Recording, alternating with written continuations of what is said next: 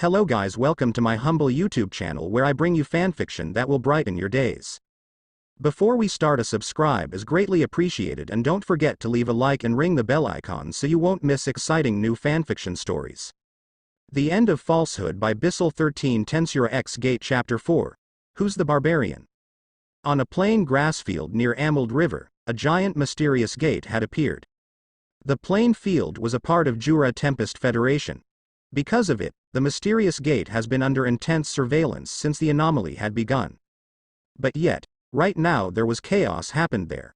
The army beyond the gate, who claimed themselves as warrior of Standoff Empire, had indiscriminately attacking the native of this world. 20,000 of them had charged into the plain that lay upon them. Their confidence grew as warcry was shouted from every direction. Standing against them, a 5,000 brave high orcs was deploying their defensive formation. They perform a huge shield wall. At first sight, it seems they would be overwhelmed by the sheer numbers of the Standoff warrior. However, reality is not working as we always expect it to be. The cavalry troops had charged first, ramming themselves into the shield wall.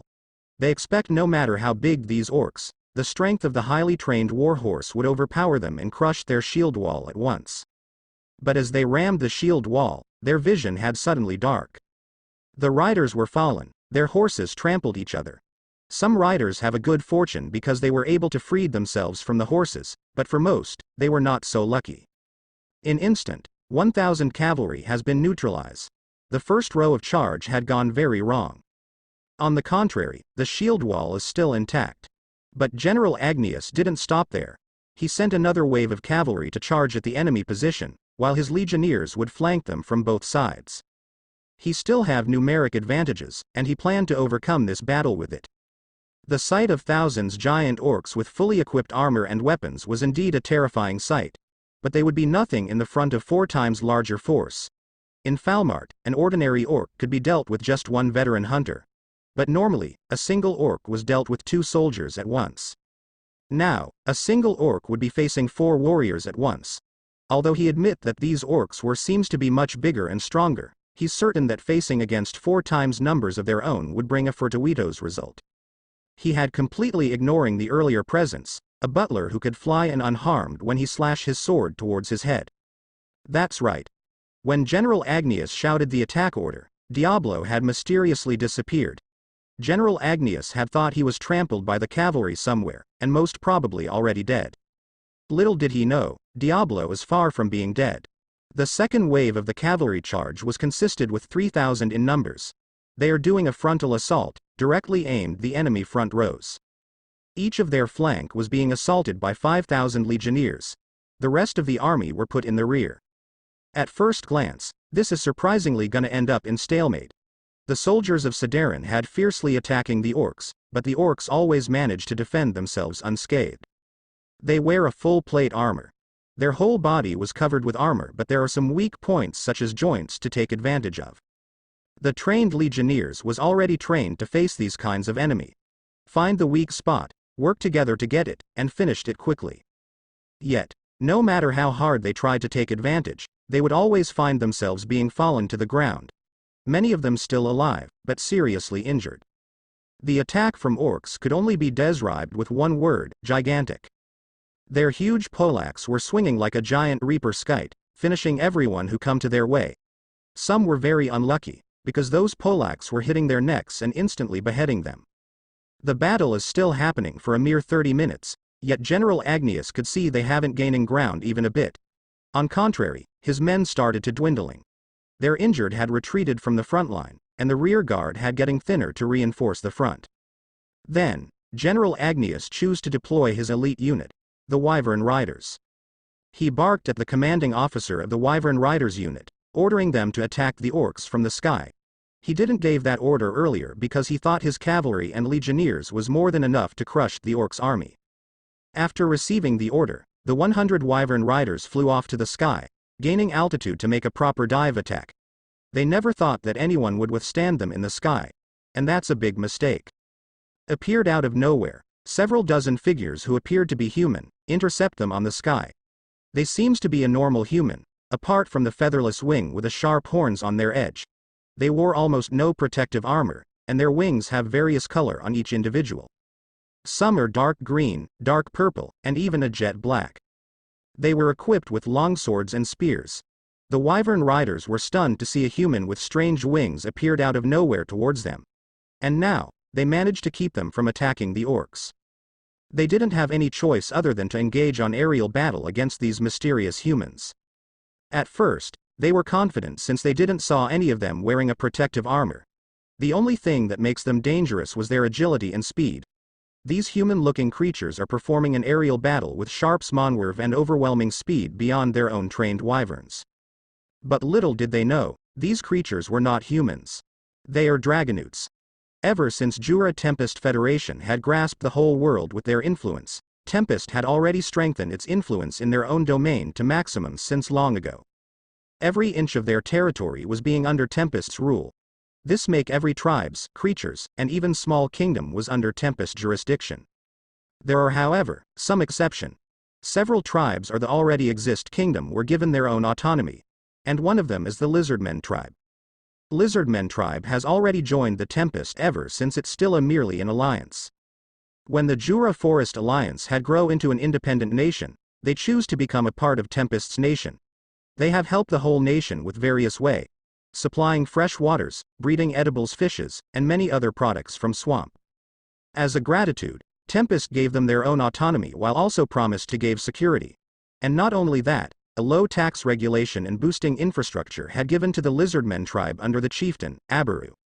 In return, Chieftain Abaru had shared many of his warriors to serve Tempest Nation and let them evolve into dragonutes under their military units. The result was the abundance of dragonutes warriors. Most of them serve in Blue Numbers Corps under Gabiru, but some who evolved into humanoid-looking dragonutes recruited into Intelligence Division under Sue and Soka. And these dragonutes have a hard scale which could protect them from even a unique grade weapons. The most terrifying thing about these scales were their ability to mimicry the color of the surrounding. That's why, these dragonutes appeared to be wearing nothing more than casual clothes. But in actual, under those clothes, there were hard scales that sturdier than the Legionnaires' armors. And that's the second mistake from these wyvern riders. Confident they could take these dragonutes with bigger force, they calibrate their monwerv and deploying an intercept attacks. They would predict where these dragonutes fly towards to and then stab them with their huge and long spears. These wyvern riders were also trained on aerial battle. But they were trained to fight against wyverns, not dragonutes. Soon, their training proves to be useless against these dragonutes. The dragonutes, even with their inferior numbers, were able to cut down the wyvern riders one by one. They would harass the wyvern at first, then let the other to take care of the riders as he kept busy controlling the wyverns. Some wyverns even got cut down into pieces, making the riders had to free fall from such height. The remaining wyvern riders saw what happened to their colleagues and start to get panic. They regroup while retreating, but the dragonutes didn't let them retreat easily. Those dragonutes starting to throw a huge nets, capturing the wyverns along with their riders. One by one got captured, and the numbers who managed to retreat was barely around 20 riders left. General Agnius saw what happened but couldn't believe it. Every unit he have doesn't make any progress to gain ground. Worse, they started to lose their numerical advantage. He started to stop the retreating armies and force them to get back to the front line. He didn't want to let the enemy of monsters triumph against his mighty legionnaires. He was too prideful for that. However, not every of his men shared a same vision with him. A fellow patrician, Count Formal, was one of them. He joined the front line and miraculously survived the onslaught by the giant orcs' army. Count Formal had already retreated and saw how hopeless this battle. The cavalry and legionnaires couldn't break through the shield wall that performed by these giants orcs, and their elite wyvern riders has been defeated by mysterious enemy unit. He himself didn't survive unscathed. His shoulders were mislocated, and his torso were slashed by one of the phalanx from the orcs. If not for his armor, he already a goner since a moment ago. As the patrician, he have a privilege to immediately receive some medical help on the field. But it's still not enough. He walked himself to General Agnius, intending to ask him to retreat back inside the gate. When he managed get closed, without hesitation, he speak without reservation. General, we must retreat back to the gate. We have to reinforce our army here. General Agnius was flinched by the sudden proposition, but he came back to his senses, although it doesn't mean he agreed with Count Formal. Count Formal, you seems to be injured. You could go back inside the gate, but I'm not leaving. So was my men. General, that's not what I meant. What I meant is we retra. No one is retreating. We have to break through the damned orcs. I don't need you here. You can go back inside and show your cowardice. Count Formal was surely offended by the sudden outburst from the general, but he let it slide as he knew his main goal was more important than his feelings. Retreating right now is not a cowardice. It's a tactic to reinforce our strength right now. Hearing Count Formal kept on retorting back, General Agnius has turned his annoyed feelings into a genuine anger. You shut yourself. A stupid demi-human sympathizer would never know the true power of warrior. You fool. That has nothing to do with our situation right now. No, it is. If I was wrong, you wouldn't whine yourself right now. I'm not why. But before Count Formal could retort back, one figure had suddenly shown himself besides them. No one noticed when he came. My, gentlemen. And arguments during a critical situation was always lead to a complete disaster. General Agnius, before it's getting messier, I suggest you to withdraw. Guards. Both Count Formal and General Agnius called to the general's bodyguards. They understood right away of the situation and immediately surrounding Diablo. Without even need a second order, they charged towards him. They thrust their spears in unison while completely surrounding Diablo. But Diablo just stands still, even in the face of dozen spears charging at him. But no one paid attention. They didn't aware of how calm Diablo was. Until, their spears had reached the supposed to be a body of a man dressed with butler uniform. Their thrust is stopped, of course. But it doesn't feel like stabbing anything. It felt like thrusting into a solid wall. And at that moment, everyone who present at the scene was lifting their head to see Diablo was unharmed. Not even a tiny bit of scratch appear on his body. Kufufufu. I thought everyone had understand that I'm not gonna be harmed by this mere attack since General Agnius had already done the same. But how foolish.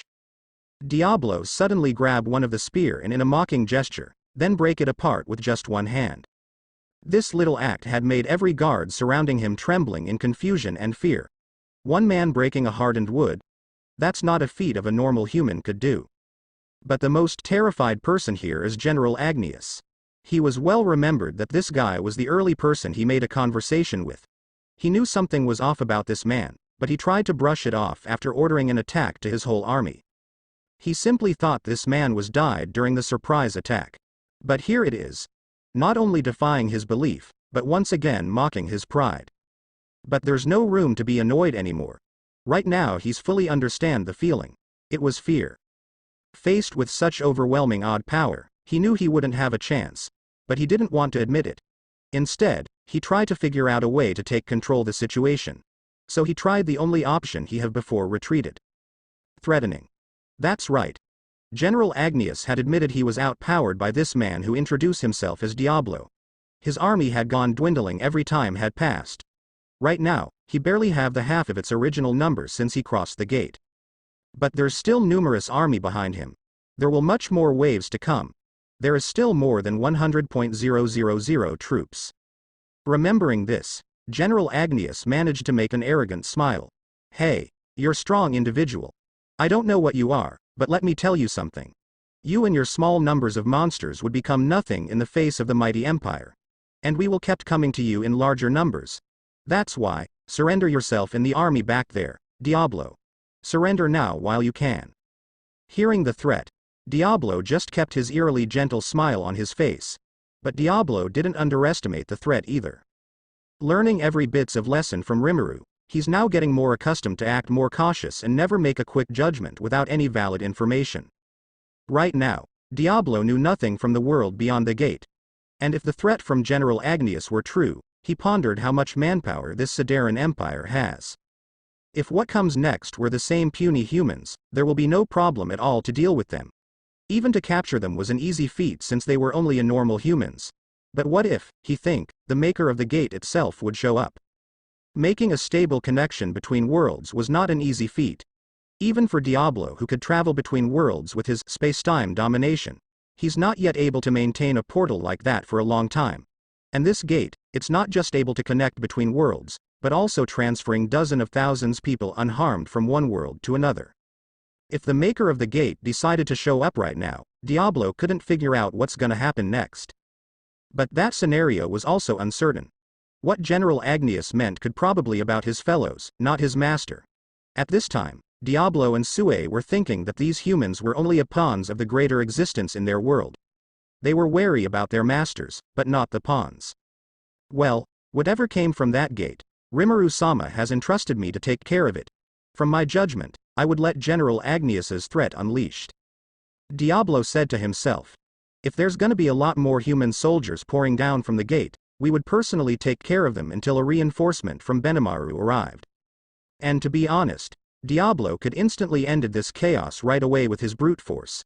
If not for Rimuru's policy to always pursue a peaceful resolution, Diablo would straight away slaughtering these puny invaders. And if their master, the maker of the gate who turns out would be the one who showed up, he would engage with it with everything he have. Diablo has a power to rivaling the original angels and had an initial battle with Feldway before being finished by Rimuru. Whatever being beyond that gate, he would deal with it with the utmost care. So with that, Diablo made up his mind. And to add a possibility to achieve a resolution peacefully, he decided to counter threatening the general. You seem confident with your army prowess. However, don't underestimate us, General. We too have abundant of finest warrior. If you kept on insisting to fight, then we would also unleash our might to fight back. Hearing the retort, General Agnius was taken aback. He didn't expecting his threat would be countered by a same threat. Even though he's a prideful arrogant man, he's not a complete fool and pretty much considerate. He have seen with his own eyes that a few thousands of giant orcs could withstand his more numerous legionnaires, and his elite Wyvern Riders unit were almost wiped out by mysterious enemy unit. If Diablo tell the truth, he knew he was fighting against a powerful nation. And what makes it more terrifying was he knew nothing about this place. He didn't know where he was, what nation they were stepping in, what kind of world is this, and how vast is this place. General Agnius was pondering as hard as he could. But, in order to save his chance, he only have one choice. Retreat. His pride and honor are screaming as hard as he could, rejecting the idea. But logically, he knew it was the best choice. With the feeling of being trampled by a giant hay, he made his choice. He would order the retreat. The only problem right now was the enemy would let them retreat or kept pursuing. We are the mighty Sidaran Empire. We are the strongest warrior you could ever imagine. But today is your lucky day. We will retreat. Tell it to your master, we will come back with much bigger force and make this land ours. General Agnius used his whatever remaining pride to assert dominance, but again, those little acts were proved nothing with a simple gentle smile from Diablo. Kufufufu, then I will let you go. For now. Phew. Inside his heart, General Agnius were relieved to receive a confirmation they would retreat safely, but he also felt very humiliated. I'm going to be punished with this. Good choice, General. Let me lead the rearguard. Fine. I leave it to you, Count Formal. Earlier, these two figures had a bickering about whether they should retreat or not. But after the decision has been made, they came back to being respectful to each other. Diablo watched the scene with some relieved. He didn't manage to end this chaos for a long term. But at least he managed to buy time for more planning. Yet, the biggest achievement today was the fact he and Sue managed to keep their side unharmed. No casualties from Tempest. Not even injured. Some were exhausted, but they are fine. They also managed to capture a large number of the invaders. General Agnius had signaled the retreat, and the army was breaking off from their engagement and move away from the battlefield with a good order. Something that even made Sue respecting their discipline. They properly marched back toward the gate. The first round was an overwhelming victory for Tempest. Yet, it hasn't finished yet. General Agnius led his remaining force to came back to their world. He was surely in a very bad mood. He was leading a huge army, granted an honor to lead the first wave, and yet he was defeated in a merely half of the day. The initial 20,000 combined army has been reduced into just 8,000 remaining. His troops were either died, injured, or captured. And he didn't get anything to be brought to his world. No golds, no treasure, no slaves, and any kind of booties he could brag to his fellow generals on his initial wave of conquest. The only thing he could brought was a piece of information about the people on the other side. He was familiar with magic and monsters, but he never saw an army of orcs that were very disciplined and well equipped. those orcs were also seems to be bigger and stronger than the orcs from his world. In his world, using a monster such as orcs or ogre was not a strange thing, but they were just like a wild beast and they would unleash them without to the enemy without any proper weapon or equipment. They are the easiest sacrificial pawns. No intelligence, only pure brute strength. Yet, what he saw earlier was an army of orcs capable of disciplinary. He only managed to see a glimpse of it, but he knew there was a fellow orcs that capable leading the army. He barked orders, and his fellow orcs followed suit. That's an intelligence. And the mysterious human with wings who slaughter his elite wyvern riders, he couldn't fathom who or what they actually are. They fly with terrifying speed, they capable of sharp maneuver, and their teamwork was brilliantly coordinated. Even with such force, Diablo said they still have more warriors to come. What kind of warriors? Is there any more powerful creatures lurking around in that world? What kind of nation he have picked a fight against? That nation seems to be very wealthy since even a monster army were equipped with a fine-looking armor and weapons. Something that even a wealthy empire would never do. Nevertheless, the empire hasn't lost yet. They were defeated only on the initial battle. The whole conquest is still possible. And when the empire managed to subjugate that nation, they would celebrate it as the biggest triumph of the empire ever have. Albeit in a very sour mood, General Agnius still have some optimistic dream in his mind. The battle has finished at the middle of the day. Reinforcements has arrived shortly after that. After hearing what happened from Sue, Benimaru had rushed to send his capable retinue to reinforce the Yellow Numbers Corps. The Yellow Numbers Corps itself was not on his full size. They were originally numbered 30,000 strong, and yet only 5,000 has been sent to secure the gate last night. Now, the Yellow Numbers Corps has been increased in numbers into 10,000 strong. Benimaru was also sent the green numbers under G.A.T.E. They were numbered around 12,000 strong, along with the elite Goblin Rider. The current present army had already reached 22,000 strong, but many of the reinforcement is still on the way. Red Numbers Corps, which consisted from the various Majins, had sent 20,000 troops and estimated to be arrived at night. The Blue Numbers had already sent their own Wyvern Riders, but now they also sent their Dragonutes. The total numbers of troops from Blue Numbers that being sent was 10,000. And lastly, a newly formal unit, consisted with a human-only troops, the Grey Numbers Corps. Consisting from the remnants of the Volunteer Corps during the War of the Eastern Empire, they receive a more proper training and recruit more cadets. Their earmark was a grey Helmoth cloth with a Tempest flag illustration on their plate armor. The Grey Numbers was formed since a lot of humans reside in Tempest are eager to join the military and pick up arms to defend the nation. Rimuru wholeheartedly accepted, and gave the task to properly make them a professional army to Benimaru. Benimaru had given everything he can to make them into a well-versed warriors. At first, a huge numbers of applicants were drafted, but after a serious hellish of training, not even a half of it have a will to continue. But still, in the end, 25,000 human warriors, with a power in range from A to a rank had officially formed. Even some of them had already passed the Enlightenment, and in underway training to achieve saint-level power. They were equipped with unique grade armors and weapons. Their officers in command in field had given a legendary grade armaments. They received various trainings, starting from the way of warrior into the latest technological weapons. Right now, only the Grey Numbers Corps that have received the training to use modern firearms, and given with the bilateral cooperation with the Eastern Empire, Tempest also developed its own mechanized weapons such as tanks, planes, and artillery. Although it's still not as perfect as the modern nowadays firearms, the quality was still guaranteed. This makes them a serious fearsome troops, and again, extremely loyal to the nation and their king, Rimuru. And the one who get the honor to be hailed as the leader, was Sar. Sar was initially a part of the 3 battle sages of the Holy Lubelio's empire under the command of Hanada. But since he and his partner, Grigori, was utterly defeated by Diablo, he sought refuge to the rebel in the Falmouth kingdom who succeed to overthrow King Edward and change the nation's name into Farmena's kingdom. Sar and Grigori received a training from Raisin, the archmage who initially a loyal subject to Falmouth but decided to turn his back against the nation. From that moment, Sar, who have a great talent since the beginning, had ascended into a saint. His story doesn't ended up there. He had awakened into a saint, yet he knew he's still far from the being who had defeated him. Then, he met with Raisin's master, Gadra. G.A.T.E was happened to be a newly subordinate of Rimuru, and he was very proud of it. He also bragging his status as a disciple of Diablo, the being who have beat him to the pulp. Sar has already forgot his hatred towards monsters, and simply charmed by the tale of Rimuru's greatness. Finally, just before the Great Tenma Wars erupted, he and Grigori had choose to enlist themselves as part of Tempest.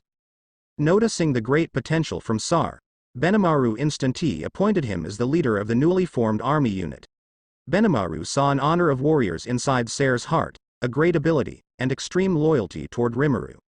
Sar is not a slouch in terms of power.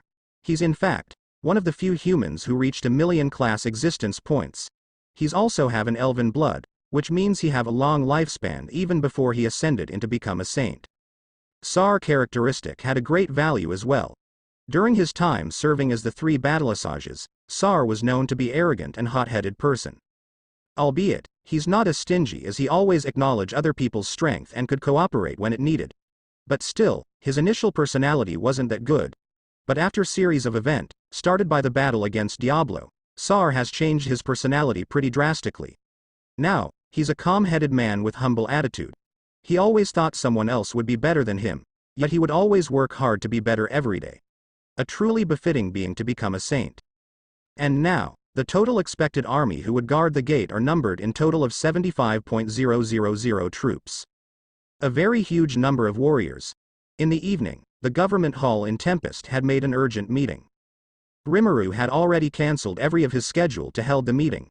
The other executive were also present and leave their current task to be done later. The cause of the urgent meeting was nothing else than the gate. In the meeting room, Rimuru had already noticed every of his high-ranking executive had arrived. Rigurd, Benimaru, Testarossa, Vesta, Murmile, Shuna, Ririna, and every other minister had arrived. Rimuru had started to open the meeting by asking various details to Benimaru and Sue about the current situation. Diablo was not present since Rimuru had ordered him to stay near the gate and take a full command. Benimaru and Sue had explained everything they know. The start of anomaly, the distorted space, and the initial peaceful solution to the invaders. Everyone else listened in with a great focus. So, Diablo managed to threaten them and they would come back with bigger numbers? Asked Rimuru. Yes. They didn't say when, but they definitely would come back. Sue retorted. What do you think, Benimaru? We face them. We managed their initial attack with only 5,000 troops from G.A.T.E. I have sent more reinforcements. If they appear with the same prowess, I'm confident we can take care of them. I see. It's good to hear. Are there really just humans and wyverns? No demons or angel or some sort? Me and Diablo had been wary of the maker of the gate.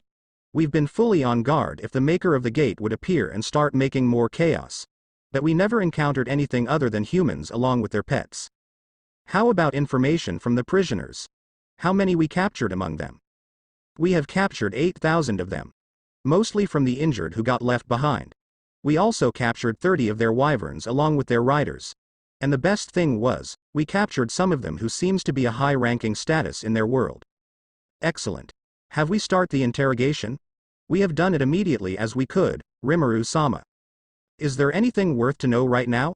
Sue didn't answer right away. Instead, he gave a bundle of papers.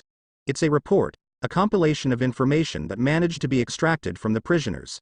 Sue also shared the copy to the rest executives. Sidarian Empire, that's quite a name. Testarossa made a comment.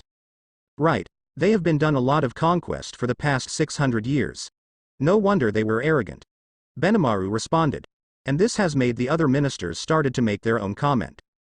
It seems they have abundant of armies as well, although only consisted of human. They don't seem to understand a skill, not even a voice of the world. But they do understand magic. At least, they seems to familiar with the basic. It seems like a normal human nation, before Rimuru-sama created many useful tools. It's pretty awful, so they still legalize a slavery, huh? They claim a huge part of territories, we couldn't underestimate that either. Right, so this continent, Falmard is very vast and the Sidarian Empire was the one who dominated. This is not going to be easy to be dealt with politics alone. They take control of this vast territory, I wonder how they manage to keep the economy running. They're not, Murmile Dono. It seems they more accustomed to do plundering than built a better system. Ah. And these guys calling us barbarian. What an amusing joke. Ha ha ha. Rimuru watch his executives discussing freely and leave a comment without any reserve. He was happy to see this. But, this matter should be done precisely. First, he had to make it clear he made a good analysis about the situation. So, everyone, attention please.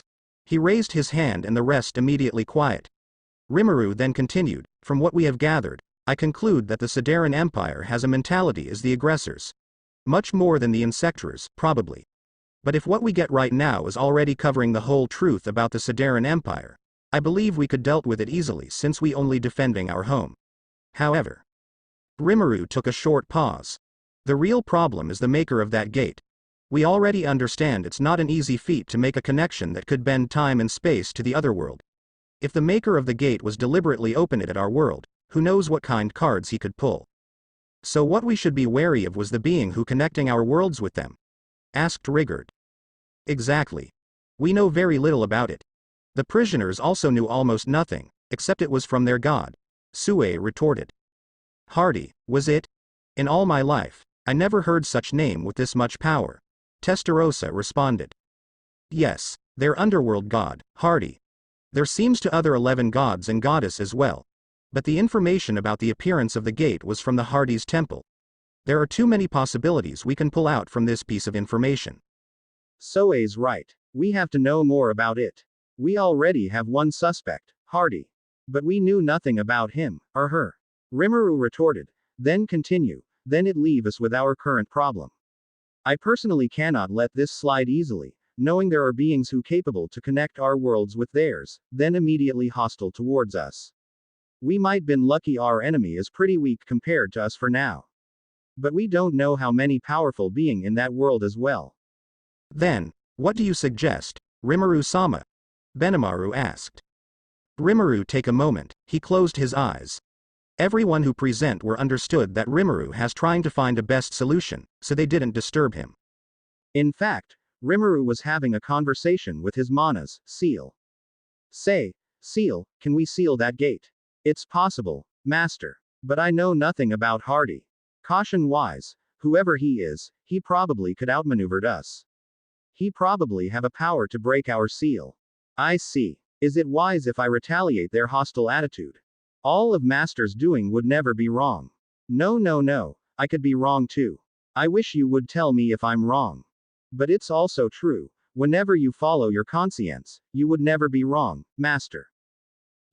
Rimuru sighed quietly. He wanted to know what are these 12 gods in the other world. Who are they and what they want? If not for today's chaos, he might let it off the hook and didn't bother to think about them. But today, they proved to be hostile. They send their human empire to trample against the other world. They let the Siderean Empire to do whatever they want. As a god, they should be guiding these humans into a righteous way, not the otherwise. With that, the name of Hardy become his main concern. If there are 12 gods and goddess, why they didn't stop Hardy's doing? Are they working together, sharing a same goal with him, her? Or they didn't know what Hardy's doing? The Siderean Empire has shown their obvious hostility even at their first step towards this world. Will the other people from the other side do the same if he managed to dealt with the Sidereans? Will Hardy, or probably the other god and goddess would find another pawns or worse, they would descend themselves and make a chaos in this world. The invasion from phantoms and insectars had made a lot of painful scars for the people in Cardinal World. They would look at the invaders, whatever they are, with wary looks. Rimuru had to take a long step to finally send Zejin and Zelario to take control the insectars and phantoms. He want to prevent another invasion from whatever beings live outside Cardinal World. Whether it's from spiritual world, nor material world. And that's when Rimuru had finally decided his move. Opening his eyes, he realized the other executives has been staring at him pretty intently. They were waiting for him. Rimuru gave them a faint smile, showing his willingness to walk on unwanted path. The others saw this, and they respond with a bigger smile, showing that they would follow whatever Rimuru's choice with their best. Rimuru noticed this, and have a small blush.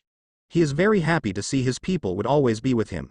Preparing himself, he took a breath, then announced, everyone, we will march towards the other side of the gate.